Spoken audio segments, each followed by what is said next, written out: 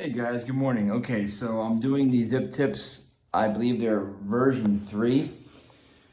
And I'm hooking, let me show you guys. Let me turn this light on so I can get a better picture. This is the zip tips for the RV10/14 model. And I'm doing a 10 build. So basically the schematic here is instructing you when you get the zip tips, the rear position strobe is not wired to this CPC connector. So you have to basically take this insert, this lens insert with lights connected to it out, and you have to basically drill a hole in this fiberglass insert here and put a rubber grommet to prevent chafing and abrasion on the wire shield, and run it through the housing module, and then they have to connect to the back of the CPC connector. So the pinouts are all described in the diagram here on the instruction sheet.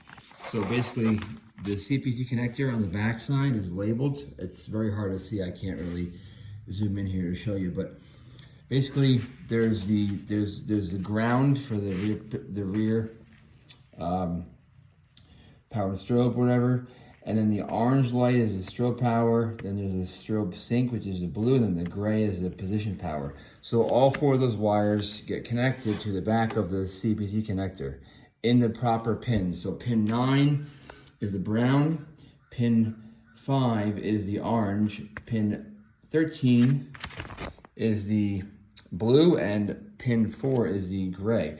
So of course you match these up to the labels on the back of the connector and just plug them in.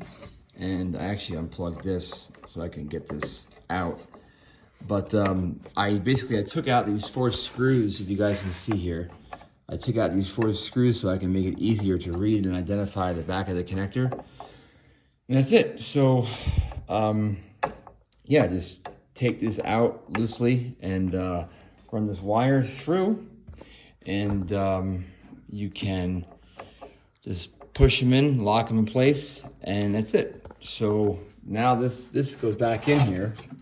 I gotta, using one hand is kind of hard, guys, so pardon my camera here. Hang on just a second.